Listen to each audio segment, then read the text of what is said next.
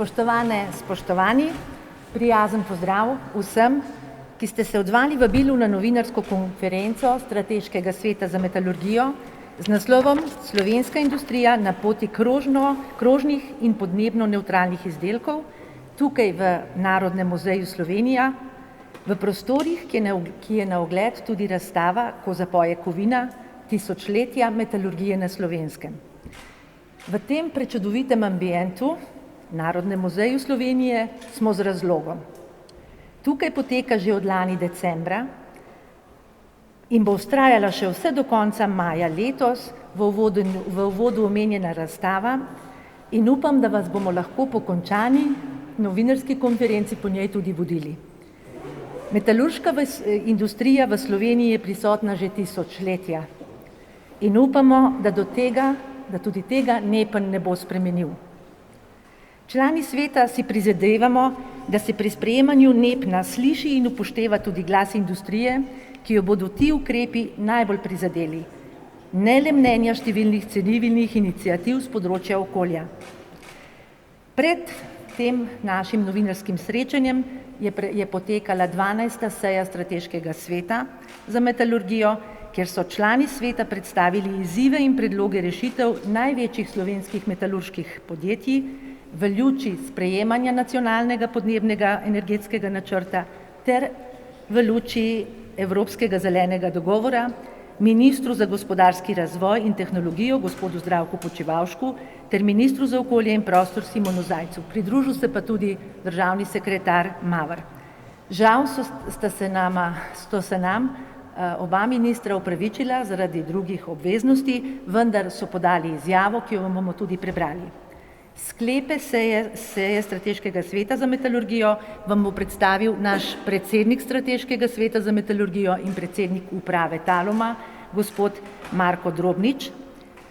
Z nami pa je tudi direktor skupine Impol, gospod Andrej Kolmanič in pa iz skupine SI, gospod Slavko Kanalec. Prosim, Marko. Ja, hvala lepa za besedo.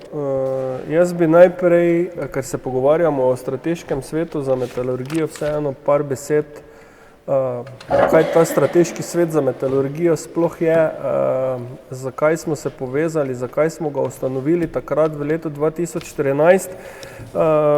Ta Strateški svet za metalurgijo povezuje praktično vsa podjetja, vso industrijo iz področja proizvodnje in predelave kovin.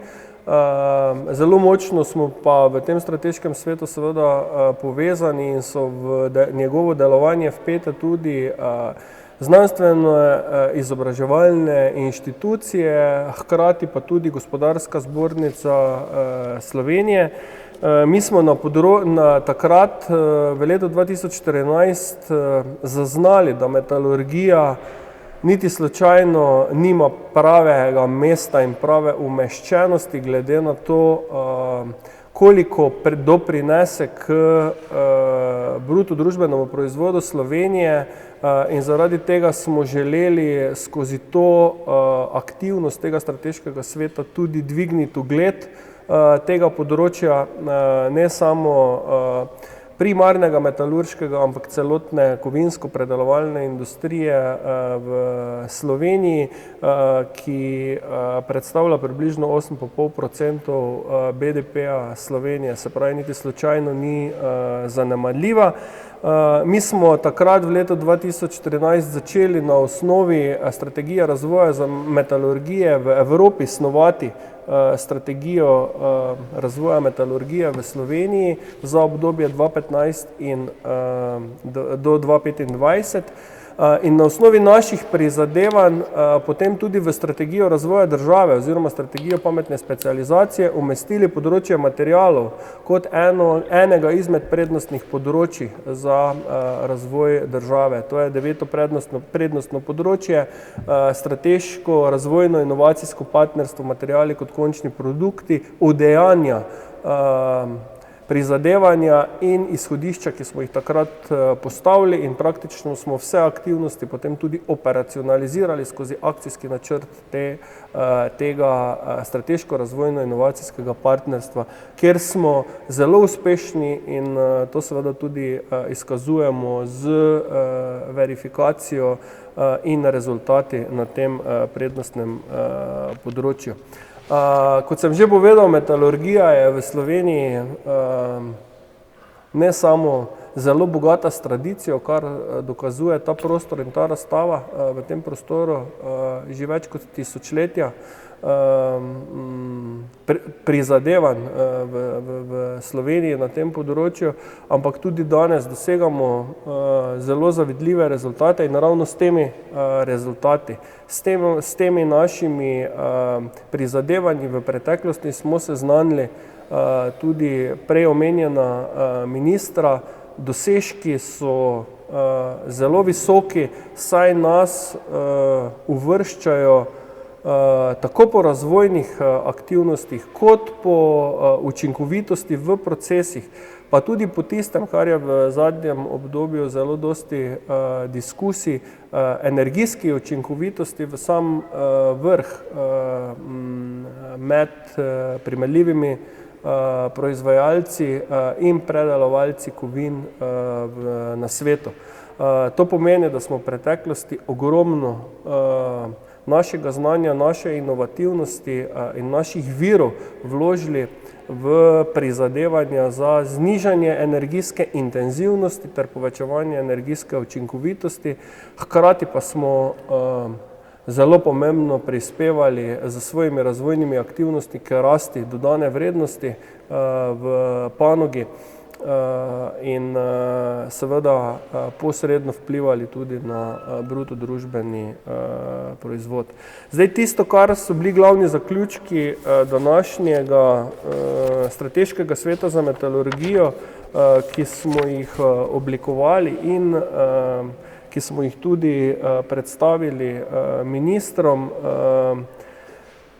Pomembno je dejstvo, da je delež te industrije v Sloveniji bistveno večji, kot je povprečje v Evropi. Če je v Evropi 15% proizvodne dodane vrednosti iz naslova energijsko intenzivne proizvodnje kovin, potem je v Sloveniji to predstavlja 30% dodane vrednosti v celotni industriji, kar predstavlja zelo velik delež. To pomeni, da opozarjamo na dejstvo, da niti slučajno ne sme ta industrija ostati pri ciljih, ki jih postavljamo na strateškem nivoju prezrta oziroma da si zasluži podporo v smislu sicer ambiciozno zastavljenih ciljev, kar tudi mi z svojimi rezultati dokazujemo, a hkrati realnimi v pravih časovnih okvirih in seveda tudi podprti z potrebnimi viri za nadaljnji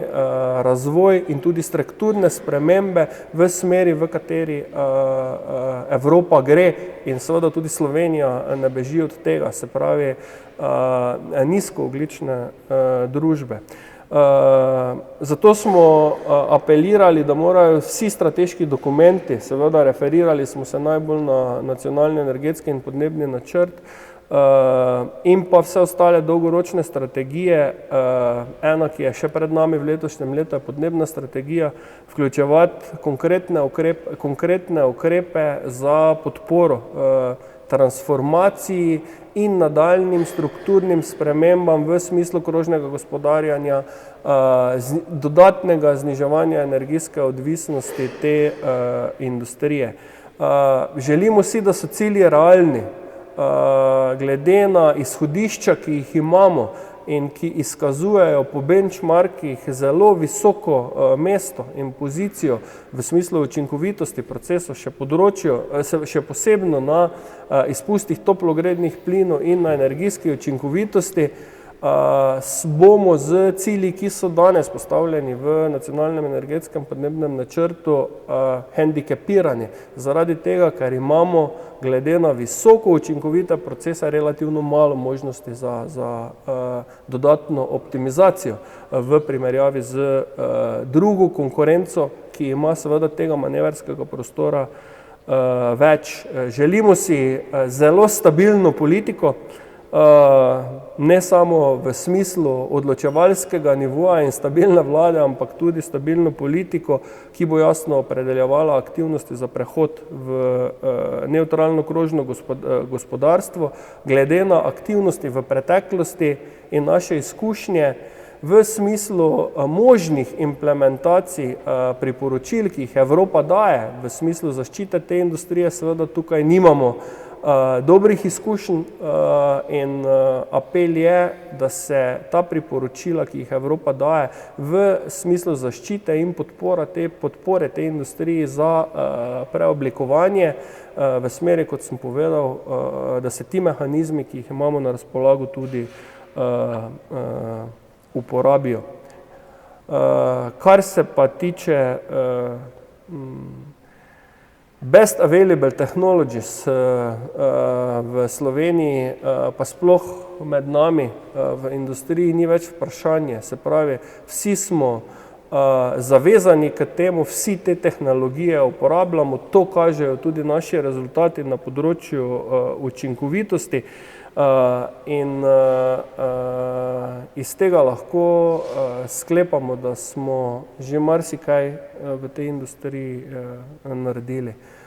Kaj konkretno po posameznih panogah, danes smo predstavili to iz področja aluminija in jekla, seveda je pa tu cela veriga, vrednostna veriga v Sloveniji na področju metalurgije, pa bosta potem kolega še malo podrobneje dopolnila. Samo en medklic, vsem, kar zdaj govorimo, boste mediji dobili tudi informacije za medije, tako da boste te podrobne podatke imeli tudi zapisane. Mogoče kar naprej, prosim, gospod Kolmanič. Dober dan, lepo pozdravljeni tudi v imenu skupine Impol. Skupina Impol je 5. največji izvoznik Republike Slovenije. Zaposlenih nas je cirka 2400 sodelavcev, z dodano vrednostjo po zaposlenem nekje 56 000 evrov. Zdaj skupina Impol daje velik poudarek trajnostnemu razvoju in je tudi ena izmed glavnih razvojnih smernic. Zdaj pri nas dajemo velik poudarek reciklaži, to pomeni, da zelo dajemo poudarek krožnemu gospodarstvu, povezujemo se z našimi kupci, od katerih potem tale material, ki ga damo njim kot naš izdelek, na koncu odkupujemo odpad, ki nastaja skozi proces nazaj. Zdaj, kot sem že dejal, reciklaža pri nas, reciklaži dajemo velik poudarek, pri nas pomeni prihodnost. Dejstvo je, da za reciklažo porabimo samo 5% električne energije, ki jo porabimo drugače pri proizvodnji primarnega aluminija. Kot je že kolega dejal, skupina Impol, še posebej tisti njen osrednji del, to je livarništvo, za svoje delovanje ima pridobljeno okoljevarstveno dovoljenje. Okoljevarstveno dovoljenje nas zavezuje k upoštevanju BAT smernic in to smo dokazali. Mi smo v zadnjih 6 letih praktično popolnoma prenovili komplet livarništva. Mi smo vložili v talino livne kapacitete 40 milijonov evrov in postavili opremo, ki je popolnoma skladna z BAT smernicami. V nasprotnem primeru sploh ne bi bilo možno pridobiti ustreznih uporabnih dovoljenj, kaj šele okoljevarstvenega dovoljenja. Pri nas razvijamo zelene legure, v to nas silijo praktično naši kupci. Kupci od nas pričakujejo čim večji delež recikliranega aluminija. Seveda delamo tudi nekatere druge izboljšave. Spostavili smo nadzorni sistem za porabo energije po posameznih napravah v sistemu. Praktično tudi vse hladilne sisteme, ki jih imamo popolnoma zaprte. Uporabljamo hladilne stolpe. Vso vodo, ki prihaja v sistem, uporabljamo izključno samo za nadomeščanje tega, kar je bilo izpareto skozi procese. V zadnjem obdobju dajemo tudi velik poudarek standardu ASI. ki v Sloveniji morda še ni toliko prisoten, v tujini ga pa praktično že porabljajo vsi naši partnerji. Morda bi samo zaključil tako, da se zelo zavedamo odgovornosti vseh podjetij, da ravnajo v skladu z okoljsko politiko. Je pa dejstvo, da si pa tudi mi želimo okolja, ki nam bo dala neko konkurenčnost na mednarodnih trgih. Hvala lepa. Prosim, kaj naslednjega. Ja, lepo pozdravljeni v imenu skupine Slovenske industrije Jekla. Smo že dolgo prisotna skupina v tem prostoru, zaposlujemo 3500 ljudi, smo vertikalno integrirani, skratka naša osnovna surovina je sekundarna surovina, to se pravi jekleni odpadek. To se pravi, ta vertikalna integracija pomeni, da imamo svoja podjetja, ki se ukvarjajo tudi z zbiranjem jeklenega odpadka. Imamo podjetja v Sloveniji, na Hrvaškem, v Bosni in v Srbiji. Skratka, in seveda osnovna dva temelja naše proizvodne sta eden na Jesenicah in pa eden na Ravnah na Koroškem. In ti dve podjetji, Acroni in Metal, sta tudi vodilna na svojih področjih na evropskih trgih. Skratka, na teh nišnih trgih Acroni je največji proizvajalec nerjavne debele pločevine, Metal je nekje na drugem, tretjem mestu v Evropi pri proizvodnji orodnih jekel. Skratka, BAT tehnologije so v principu naša stalnica ali pa v bistvu neka samo po sebi umevna zadeva. Od privatizacije dalje, to se pravi od leta 2007, smo v sistemu, v skupini investirali 630 milijonov evrov. V naslednjem obdobju do leta 2025 planiramo investirati, to se pravi delno v rast, delno v posodobitev in pa seveda tudi nadgradnjo obstoječih tehnologij, 307 milijonov evrov. In skratka, na osnovi teh vlaganj in posodobitev dejansko tudi danes smo se zelo zadržali okrog naših emisij toplogrednih plinov, ki je sestaven del NEPN-a, ampak generalno obe podjetji navedeni sta ETS zavezanca, to se pravi, da sledimo pravilom iz ETS sistema, ki so pa identični kot v NEPN-u, to se pravi minus 43%. V naslednjem obdobju, to se pravi, moramo znižati emisije. No, ampak to sem hotel povedati, v povprečju recimo lanska emisija na tono izdelka v skupini je bila 482 kg CO2 na tono izdelka. Seveda na osnovi podatkov mi sodelujemo v benchmarking sistemu World Steel Associationa. Praktično vidimo, da tehnološko primerljiva industrija trenutno imitira v povprečju 630 kg CO2 na tono. Seveda neprimerljiva metalurška industrija, to se pravi tista, ki bazira na rudi, na redukciji z koksom in seveda ki napoveduje tisti tehnološki preboj, recimo Fest Alpine in podobne korporacije napovedujejo brezogljično proizvodnjo 2030, 2040 različno. Skratka, oni emitirajo 2400 kg CO2 na tono izdelka. In skratka, tukaj se zdaj znajdemo v bistvu v nekem precepu. Mi smo ogromno naredili, smo pod povprečjem v bistvu panoge in nas teh 43% zahtevek 43% znižanju zelo tepe, ker mi že danes imamo manko kuponov, zaradi tega, ker je naša proizvodnja rasla. Smo tudi recimo nove kapacitete za toplotne obdelave in tako naprej inštalirali. In generalno nam že danes recimo strošek za nabavo CO2 kuponov predstavlja približno 1 milijon evrov na leto. Po teh projekcijah dejansko nam bo ta strošek narastel na 3 do 5 milijonov na leto. To se pravi, bomo stroškovno dodatno obremenjeni.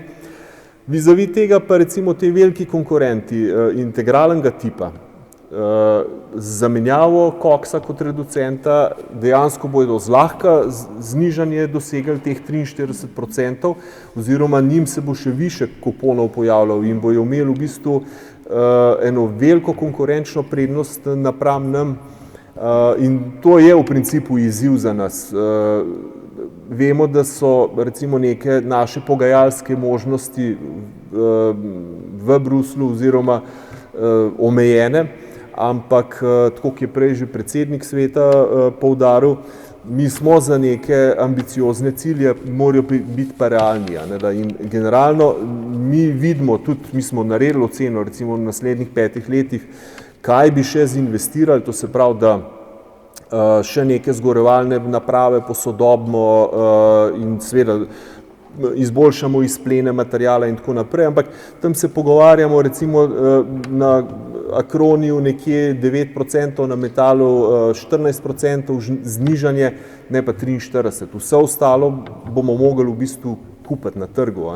In zdaj se je pojavil v principu na trgu en moment, da bomo recimo mi kupone mogli kupovati, smo že v preteklosti ogromno naredili, te veliki jeklarji, ki pa milijone ton proizvajajo, generalno se bojo pa kot neto prodajalec kuponov na trgu pojavili in bo to njihov kar lep prihodek v bilanci. Tako da na ostale stvari pa gledamo pozitivno. Kar se tiče recimo skupine, to se pravi ciljev iz naslova učinkovite rabe energije, obnovljivih virov energije, mi ne vidimo nobenega problema. Mi smo že do danes pokazali, da recimo predvsem znamo izrabljati tudi ta koristni ali pa velikrat mu rečemo neupravičeno odpadni del toplote. S temi projekti bomo v bistvu nadaljevali, predvsem vidimo potenciale sodelovanja z lokalnimi skupnostmi. In jaz mislim, da bi mogli tudi to trend v Sloveniji postati, da recimo vse te vire izrabimo. Seveda se bojo pa v bistvu tudi nove tehnologije pojavile, ki pa dejansko ob nekih spodbudah in pač na te računamo, to recimo v NEPN-u ni eksaktno opredeljeno, ampak dejansko to pa dejansko pričakujemo neko spodbudo tudi strani države. Hvala, Slavko. Ja, točno to je namen, da se v NEPN zapiše tudi, kje bodo spodbude, kako bomo do teh novih tehnologij prišli. Morda še par besed v imenu predsednika uprave Taluma, ker prej si bil v vlogi predsednika strateškega sveta. Prosim, drug Lobogor. Ja, v Talumu se zelo dosti polemizira in jaz nisem vesel, ko se polemizira v zadnjem obdobju kot o velikem problemu, ki lahko predstavlja hitro rešitev za nacionalni energetski podnebni načrt. Talum je na svojo pot strukturnih sprememb v smislu krožnega gospodarjenja in zniževanja energijske intenzivnosti zelo korenito stopil že 20 let nazaj. Mi smo iz 2 teravatnih ur porabljene električne energije praktično prišli na dobro teravatno uro porabe električne energije, kar kaže na naša prizadevanja v tem smislu za zniževanje te energijske odvisnosti.